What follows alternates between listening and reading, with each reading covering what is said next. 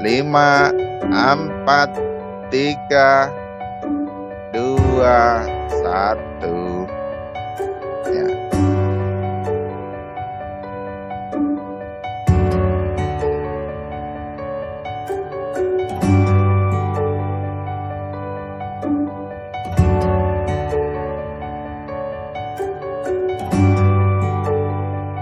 Oh, ini yang paling cepat Aprilia. Diana Aziza, Angginu. Ya, kita lanjutkan. Yang kedua,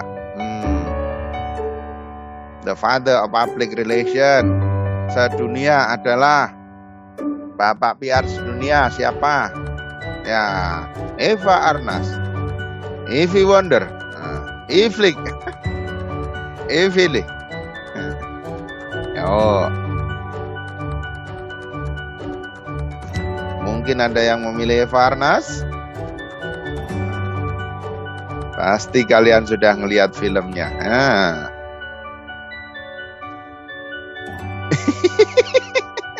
Ada 3 orang yang kayak Eva Arnas juga.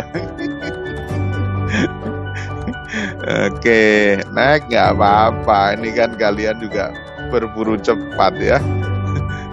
Masih Aprilia. Kayak balapan. Yuk lanjut. AZ, Eka, oke, Tanalina, oke, Diana Aziza. Yuk cepet-cepetan. Setiap informasi publik harus dapat diperoleh setiap pemohon dengan cepat, tepat waktu, biaya ringan, dan secara sederhana. Benar apa enggak pernyataan ini untuk kebebasan informasi publik?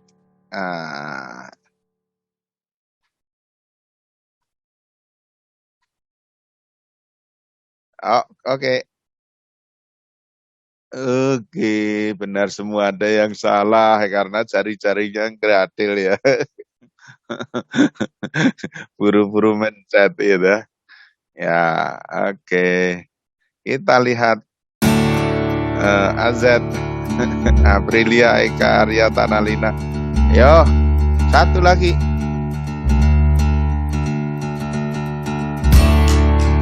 Oh, masih ada 2. Saya Gen Z, punya ciri memiliki kecakapan 3M. 3 multi. Kecuali. Kecuali lu. Kecuali ini lu. Multi efek, multimedia, multitasking, multi platform. Selesai. Ya. Banyak yang benar nih. Multi efek nggak ada. Oke. Lanjut. AZ, Eka, Tanalina gitu. Aprilia, lanjut. Pertanyaan terakhir. Besi 10 kg lebih berat daripada kapas 10 kg. Ya, selesai. 6 orang. Besi 1 kg atau 10 mikrogram lebih berat dari kapas 10 kg. Ya kalau ditimbang ya sama-sama berat ya. Tapi ada yang milihin apa-apa, cepet-cepetan ya. Oke. Ya, Ori Angginu. Nomor 3. Kemudian AZ, Tanalina, ya. Oke. Pertama paling cepat AZ. Siapakah AZ ini? Tanalina. Kemudian Angginu. AZ siapa AZ? Saya, Pak. Asmi. Oke. Oke, terima kasih sudah berpartisipasi. Kita main Kahoot ya. Ini besok lagi kita main lagi. Kita selesai. Kita ganti.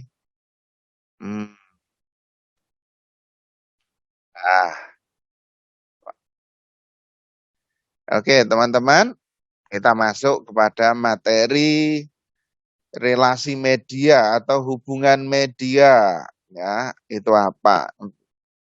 Jadi teman-teman, setiap perusahaan pasti ingin dikenal publik, ya. Maka dia menjalin hubungan dengan mitra-mitra kerja yang memiliki akses terhadap publik yang luas, ya.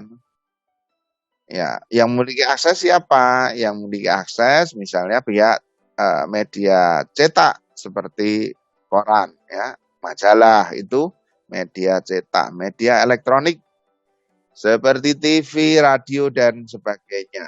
Nah, media-media ini akan dijalin kerjasama yang baik antara media itu dengan perusahaan yang dilakukan oleh PR, gitu ya. Ini media relation. Nah, di sini didefinisikan hubungan dengan media komunikasi untuk melakukan publisitas atau merespon kepentingan media terhadap kepentingan organisasi. Ini menurut Philip Leslie, ya.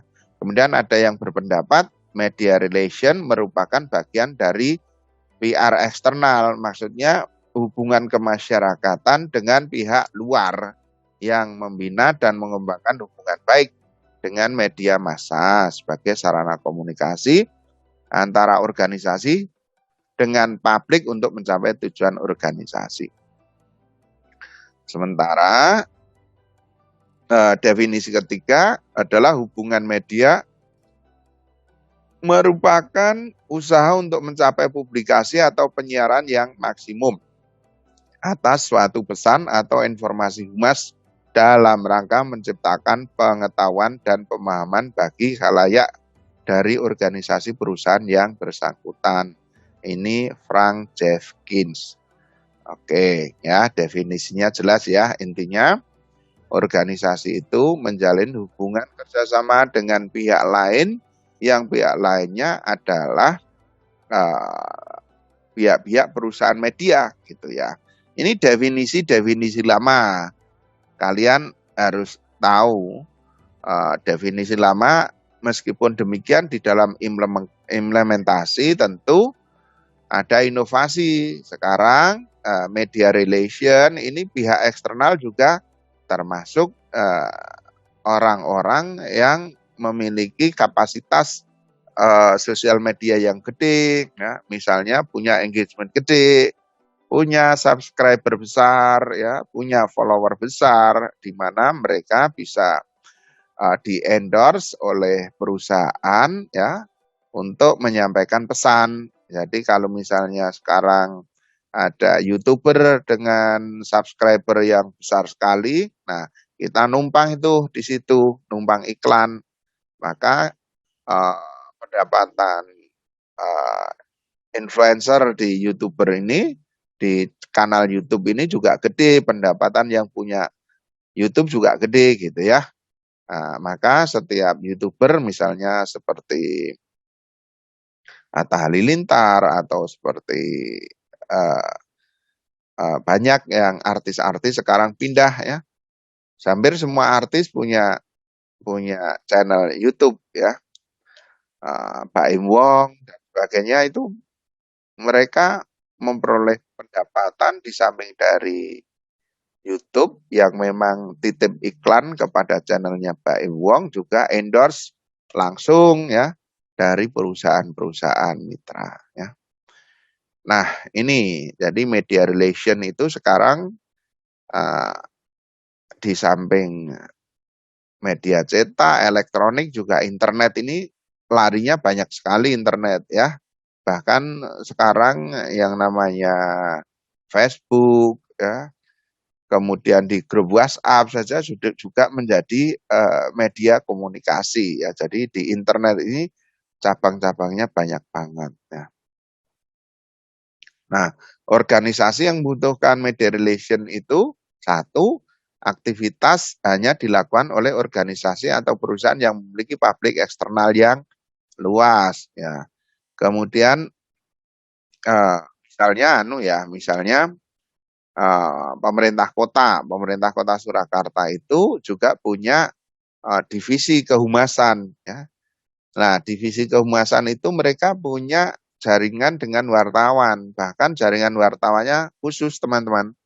misalnya begini, misalnya ini bidang ekonomi ya, bidang ekonomi, Bapeda misalnya, ABM apa itu, Bapeda, kemudian keuangan, pendapatan asli daerah, itu nanti wartawannya juga khusus. Jadi tidak semua wartawan itu bisa mengcover semua berita gitu. Nah, mereka protokol atau kehumasan ini sudah punya jaringan mereka-mereka siapa yang akan diundangi. Jadi tidak asal apa pekerjaan sebagai wartawan gitu. Kemudian di-save di nomor phone mereka, nomor WhatsApp mereka, kemudian di-share, oh enggak seperti itu, tapi lebih khusus lagi ya sesuai dengan lingkupnya.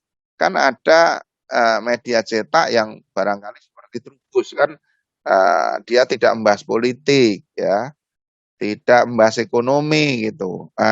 Wartawan Trubus tentu ya tidak diundang kan, tidak diundang ke pembahasan masalah politik gitu.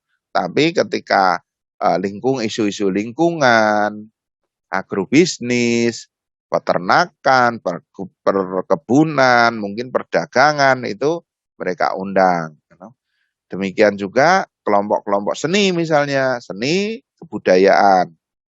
Ada wartawannya juga khusus. Jadi wartawan yang memang akan meliput masalah-masalah seni dan budaya. Misalnya Dinas Pariwisata akan mengadakan pentas, akan mengadakan lomba. Dinas Pendidikan akan mengadakan lomba tentang puisi, budaya misalnya, dan sebagainya. Jadi yang diundang ya kelompok itu. Jadi supaya apa? Supaya fokus. Jadi banyak juga kalau kita ngundang wartawan nggak fokus, bagaimanapun kan kita mengeluarkan biaya. Contohnya ya bukan berarti wartawan minta sumbangan, bukan. Tapi misalnya kalau makan siang, ya tahu kan wajar ini ada subuhan misalnya makan sore gitu kan. Kalian ngundang itu biasanya kan di kantor kalian kan, nantinya di kantor kalian boleh. Kalau sore kayak buka puasa ya otomatis kalau jumlah wartawannya banyak kan juga pengeluaran banyak. Ya, kalau semuanya diundang, kita ngomong tentang kebijakan wali kota terkait dengan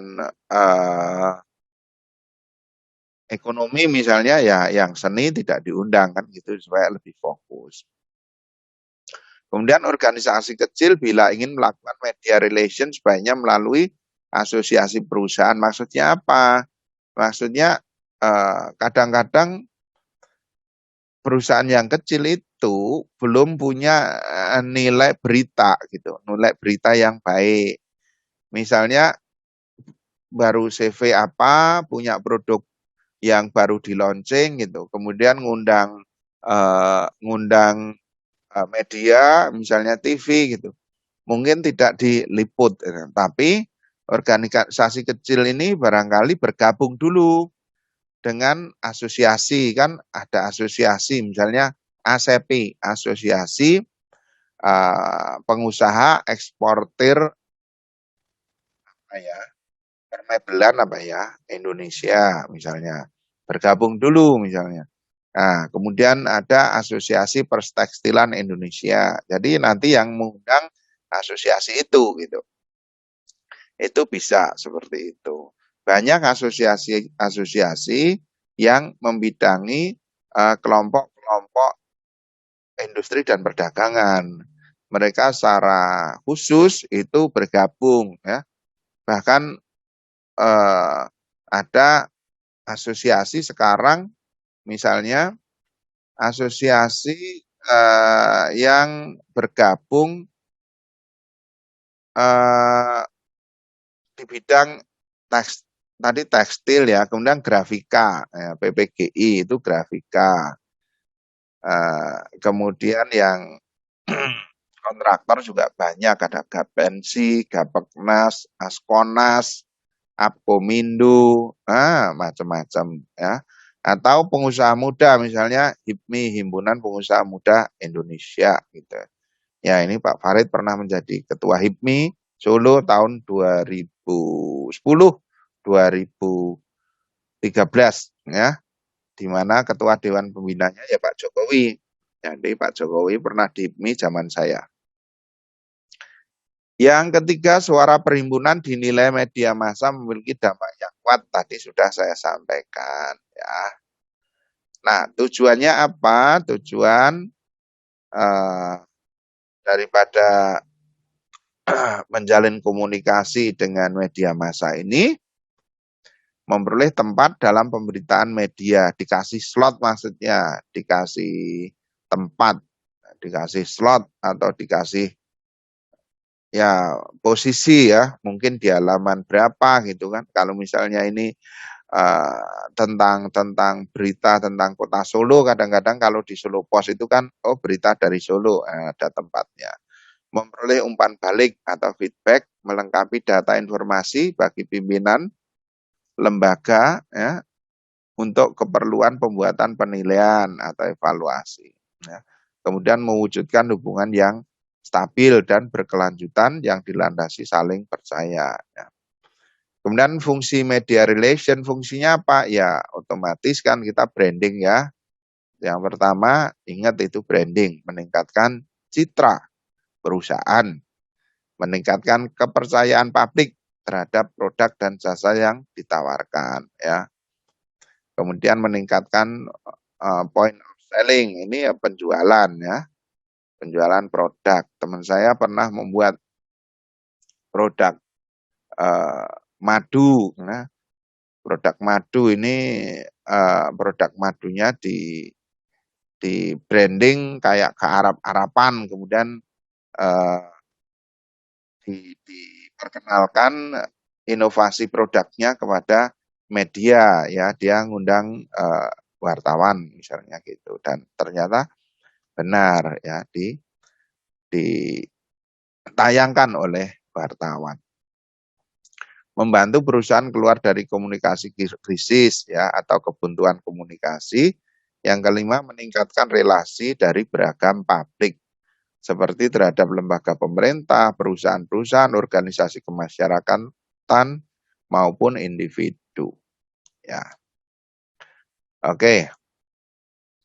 Sebelum ke aktivitas media relation, yuk kita main lagi. Main dulu. Main Mentimeter, ganti Mentimeter. Ya, semuanya ikut. Kita main Mentimeter. Mana nih Mentimeternya?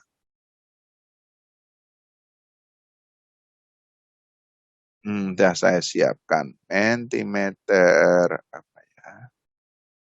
Ya, saya memiliki kemampuan untuk mempengaruhi orang lain yang dapat saya manfaatkan untuk kepentingan bangun bisnis saya.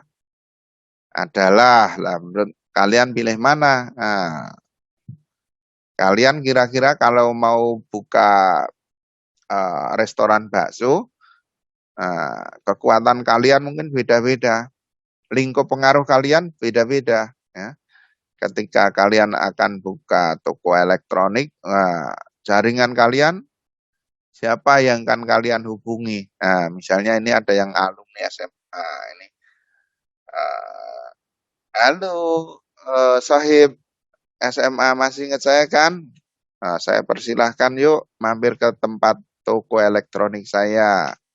Dapat diskon khusus sambil silaturahim nih, saya tunggu. Nah, itu mungkin teman kalian akan mengingat, kemudian terjadi dialog dan perkewuh ya dah. Akhirnya juga akan berkunjung, apalagi kalau mau restoran gitu atau resto atau coffee gitu, coffee shop gitu. Nah, wah ternyata circle kalian itu yang banyak sampai sekarang adalah teman-teman SMA ya. Teman SMA ini yang paling gede. Berarti kalian masih jaga hubungan baik dengan teman SMA. Mungkin karena faktor sekarang ya faktor teknologi ya. Faktor teknologi di mana jaringan WhatsApp juga komunikasi di teman-teman SMA masih berlanjut ya, sehingga masih akrab. Nah, kalau teman SD dikit banget, 3%. Nah, kemudian yang kedua lain-lain. Ya, lain-lain ini juga 21%. Barangkali lain-lain ini di luar ini kalian punya circle sendiri. Nah, circle kalian memang harus digedein. Kita nggak tahu karena zaman sekarang memang zaman era keterbukaan, mungkin ada yang circle-nya yang Pak Farid nggak deteksi, ada yang pertemanan kalian mungkin teman-teman apa itu nge-gym ya, teman nge-trail ya, kemudian teman di apa komunitas bahasa, mungkin bahasa Inggris dan sebagainya. Nah, nggak tahu. Tapi cukup besar di lain-lain. Kemudian teman SMP ini mengecil ya, teman SD ini lebih kecil lagi, teman olahraga 5% ya. Oke. Jadi kalau misalnya saya menilai kalian masih banyak yang punya hubungan baik dengan circle di alumni SMA. Ya, ini lingkup pengaruh yang semakin banyak alumni SMA-nya teman kalian biasanya juga semakin gede pengaruhnya. Nah, itulah sebabnya kadang-kadang anak-anak sekarang itu kalau mau sekolah SMA, pengennya di SMA-SMA favorit. Jane nek lulus ya podo, nek arep mlebu UNS ya tidak akan ditanyai sekolah SMA-mu mana gitu, tapi apakah kapasitasmu bisa memenuhi syarat atau tidak. Tapi di dalam konteks daripada lingkup pengaruh, ya memang seperti teman-teman SMA ini bisa sangat berpengaruh sekali karena berkelanjutan di dalam proses pertemanan selanjutnya. Bisa lari ke pertemanan biasa, bisa larinya ke nanti kelompok pengajian, bisa larinya menjadi mitra bisnis, bisa larinya menjadi mitra olahraga, ya, bisa larinya ke mitra happy-happy yang lain, ya, circle yang lain, ini memang sangat mungkin. Oke. Oke, sekarang Mentimeter yang kedua. Oke, kalian jawab. Setiap individu memiliki bakat dan kompetensi secara, kok selesai. Opini bagaimanakah yang Anda bangun di ranah publik? Anda kan menggunakan sosial media, update status di Facebook, di Instagram, di Twitter, ya kira-kira perform apa, opini apa yang orang lain itu biar melekat. Ini nggak ada namanya, silahkan yang menurut kalian pikirkan juga nggak apa-apa ya. Mulai ditulis apa aja, nah, kita lihat ini kira-kira opini yang ingin Anda bangun di ranah publik itu seperti apa. Aku pengen bucai nonton aku satset, nah iki gawean cepet tanggap. Aku ingin kelihatan menarik. Nah, menarik karena dodolannya yaitu alat kecantikan, kesehatan, cerdas, aktif, berprestasi. Wah, iya podo karo satset. Nah, value, punya nilai, inner beauty misalnya cewek ya toh. Serius, serius. Humble, serius sama humble ini performnya beda nantinya. Kalau serius ya dia memang kelihatan apa-apa serius, mungkin sedikit senyum nggak mau diganggu ya. Tapi kalau humble ini belum diajak senyum, senyum dulu. Cepat tanggap, kayak Satgana, terlihat baik, ya. Sederhana, walaupun di rumah banyak mobil, banyak motor, banyak fasilitas, tapi nggak mau pakai jalan kaki karena biar terlihat sederhana. Kedamaian, ini tempat curhat ya, sing penting konco-konco karo aku nyaman kok, kan gitu.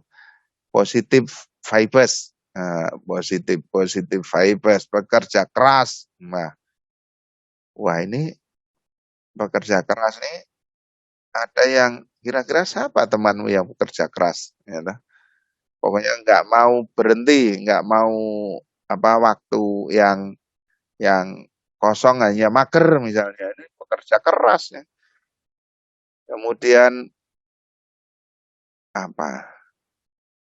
Nah, ini masih jalan terus. Hampir sama, friendly. Nah, ya, tapi yang huruf besar di sini ada paling tidak lima. Lima huruf besar di sini semuanya menggambarkan keinginan banyak orang. Menarik. Ini keren. Ya. Oke, saya ingin opini di dalam kelas kita ini dibaca oleh satu atau dua mahasiswa. Ya, ini kira-kira disimbolkan yang diinginkan oleh teman-teman kalian kebanyakan seperti apa ya. Ini adakah yang bisa memberikan kontribusi, memberikan peran, menyimpulkan dari permainan Mentimeter kita ini yang di halaman ini saja. Silakan. Pak Ketua, siapa Pak Ketua? Pak Asmi. Kira-kira Oh ya, baik Pak. iya. Iya, jadi opini yang ingin ditunjukkan oleh kebanyakan kelas B dan kelas A itu yang pertama memberikan positive vibes ke lingkungannya, kemudian humble, baik gitu ya, baik, terus enak gitu untuk diajak apapun tuh enak gitu. Terus juga menarik, ya, ini kayaknya cewek-cewek gitu ya Pak, menarik, cantik, ganteng gitu ya. Terus juga friendly, punya banyak teman dan juga terkesannya sederhana gitu Pak. Iya, ya. Ya, terima kasih Asmi. Nah, ya paling tidak teman-teman kalian itu adalah sosok yang baik-baik ya. Sosok yang enak diajak berteman gitu ya. Enak diajak ngobrol karena kebanyakan motivasinya gitu. Diwakili yang cewek, coba Tanalina adakah? Ada, Pak. Ya kurang lebih sama seperti yang tadi sudah disampaikan Asmi, kebanyakan kelas A sama kelas B, opini yang ingin ditampilkan itu humble, menarik, positive vibes, sederhana, sama friendly. Iya, iya, iya.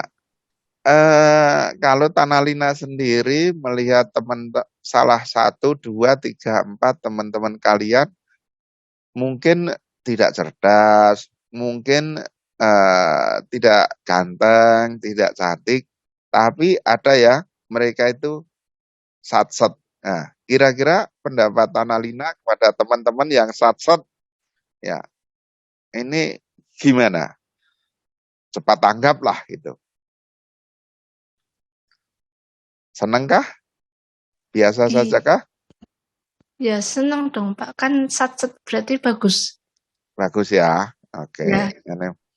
Jadi teman-teman sekalian, setiap orang itu punya kelebihan ya, punya kompetensi sendiri-sendiri. Yang saya percaya bahwa setiap individu itu pasti dianugerahi oleh Tuhan Yang Maha Kuasa satu kelebihan gitu. Nah, kelebihan ini yang kadang-kadang teman-teman melihat tidak kepada kelebihan diri sendiri sebagai mutiara yang bisa digosok, yang bisa mengkilat, yang bisa nilai tinggi gitu. Kadang-kadang melihat kelebihan orang lain yang sejak lahir kulitnya putih, rambutnya bagus gitu, hidungnya mancung, sementara kulit saya gelap, kemudian juga rambut saya juga enggak rambut saya kriwil, kemudian hidung saya enggak semancung dia, sehingga terkesan membanding-banding. Pandangan seperti itu harus dirubah. Kalian harus yakin bahwa setiap individu itu punya kelebihan yang oleh Allah, oleh Tuhan Yang Maha Kuasa diberikan kepada kalian. Mungkin kalian suka membantu orang tua, mungkin kalian suka memasak, mungkin kalian nggak suka mager, yang akhirnya sebetulnya secara fisik kalian itu biasa-biasa saja, tetapi kalian sat-sat cepat tanggap itu. Eh, ada sebagian orang yang menilai itu dari gestur, ya, dari gestur. Ketika seseorang butuh pertolongan, dia cepat bangkit, kemudian membantu. Itu dinilai sebagai eh, sebuah keunggulan atau sebuah ketertarikan. Oh, anak ini biasa aja, tampilannya biasa, pakaiannya biasa, wajahnya biasa, tapi satsetnya cepat tanggapnya ini menunjukkan kecerdasan dan keaktifan dia gitu. Maka poin dia dibaca oleh orang lain, gesturnya ini, oh ternyata dia lebih banyak teman, lebih banyak. Ini hanya contoh loh ya. Artinya apa? Kalau si anak ini bisa melihat dirinya sendiri, bisa melihat bakat, kompetensi, dan kemudian dikembangkan secara baik, ini bisa menjadi keunggulan tanpa harus membandingkan dengan kelebihan daripada orang lain. Nah ini yang harus kalian bangun, dan Pak Farid itu percaya bahwa setiap individu sebetulnya memiliki satu kelebihan yang apabila itu diasah akan menjadi poin plus daripada individu tersebut. Ya. Bahkan anak-anaknya Pak Farid kadang-kadang juga ada pelajaran yang benar-benar dia tidak bisa gitu, anak SMA ya, anak SMP gitu. Kalau sudah ke matematika atau aljabar, ini saya kasih guru les saja, ketika ada guru lesnya, untuk menjadi bisa itu sudah berat sekali untuk jadi bisa. Apalagi nanti pada saat tes, materinya sama, caranya sama, tapi lagi-lagi nggak bisa. Ya, akhirnya ya saya menyadari bahwa setiap anak itu punya potensi yang barangkali kalau tidak berpotensi benar-benar tidak bisa, kita paksa-paksa stres. Itu gaya pendidikan dulu, ya dah. Gaya pendidikan kurikulum dulu kan seperti itu. Semua anak dianggap sama sehingga ada nilai minimal ya yang untuk syarat lulus atau syarat ya lulus gitu atau naik kelas gitu. Kalau tidak nanti ada semacam ngetes ulang gitu, sehingga anak cenderung stres ya. Ya, kenapa guru, kenapa kalian ya tidak mengembangkan satu proses pembelajaran yang menarik yang memungkinkan anak ini bisa berkembang secara baik. Mungkin kalau anak saya sendiri ya tidak saya marahi kalau aljabar matematikanya jelek, ya biarin aja. Tapi harus ada satu yang orang lain nggak boleh kalah ya, misalnya dalam hal ini bahasa Inggris. Ya, maka dia, anak saya nomor 2 ini, kalau pelajaran aljabar matematika benar-benar nggak bisa, saya nggak pernah marahi. Tapi untuk yang bahasa Inggris menjadi kelebihan, ya dia tambah kursus, dia tambah speaking, conversation, kosakatanya dibanyakin, ya dia bisa juara 1. Nah, ya juara 1 itu aja, yang lain enggak. Ketika di ranking ya jatuh juga.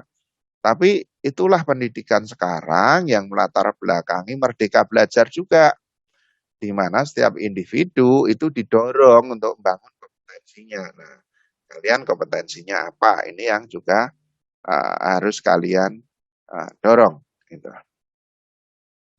Oke. Oke, teman-teman sekalian, balik lagi ya. Aktivitas media relation. Ya. 1, press release atau membuat rilis. Membuat rilis itu kegiatannya apa? Nah, saya view dulu. Membuat rilis itu kegiatan kalian ya bikin narasi, diketik dulu gitu ya. Kemudian misalnya kalian akan menyelenggarakan event, kalian akan menyelenggarakan event di mana setiap Minggu pagi kantor kalian akan memfasilitasi masyarakat sekitar senam pagi di halaman kantor. Nah, terbuka untuk umum. Nah, program tersebut untuk menjalin komunikasi dengan user, dengan masyarakat dan sebagainya. Lah, kalian buat rilis bahwa perusahaan PT Sekar Jati Group, nah, di mana kalian bekerja, akan mengadakan senam pagi setiap minggu pagi gratis dan disediakan cek kesehatan secara gratis juga, serta konsumsi, misalnya seperti itu. Nah, itu akan media akan melihat, oh ini akan banyak yang merespon ini, maka ditulislah sama media, itu membuat press release ya, dan itu bentuknya bisa kertas ya, dikirim atau juga email dan sebagainya, bisa di-share melalui email atau juga melalui jaringan yang lain. Kemudian press conference, kalau press conference atau jumpa pers itu ya mengundang wartawan tadi saya sampaikan ya ke kantor kalian atau juga ke satu gedung yang kalian tunjuk, bisa kantor pemerintah, bisa hotel gitu. Itu jumpa pers di mana kalian nanti akan presentasi disaksikan oleh wartawan dan wartawan akan bertanya langsung kepada Anda. Itu press conference ya. Sering melihat presiden, menteri-menteri melakukan press conference juga ya. Kemudian press briefing atau jumpa pers, penyampaian informasi dalam sebuah kegiatan ini hampir sama ya. Special event ya, kegiatan khusus yang melibatkan media, misalnya sponsor lomba penulisan jurnalistik dan sebagainya.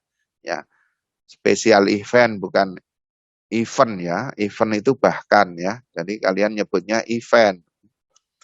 Orang banyak membaca event itu dalam bahasa Inggris bahkan, tapi kalau event itu agenda. Media visit atau kunjungan media, berkunjung ke kantor media, jadi kalian berkunjung ke Solo Pos, ke TATV, ke Suara Merdeka dan sebagainya. Kemudian undangan peliputan ini pas acara. Jadi kalian ngundang nih untuk hadir di acara kalian. Press gathering itu mengundang media berkumpul secara informal, misalnya pakai jamuan makan malam, dinner, gala dinner.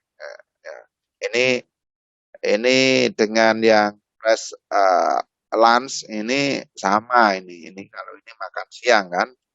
Kemudian maintain lobby, misalnya minum kopi bersama, ini hampir sama, tapi jarang dipakai. Biasanya ya udah gathering gitu aja atau press lunch gitu. Press tour lah, ini tour ngajak wartawan bareng keliling ya, atau ke tempat wisata bareng-bareng gitu. Iklan juga profil corporate. Oke teman-teman, sampai di sini dulu yang ingin saya sampaikan. Materi juga sudah saya share ke link Anda ya. Mudah-mudahan bisa Anda pahami, kalau tidak paham nanti bisa Anda baca-baca.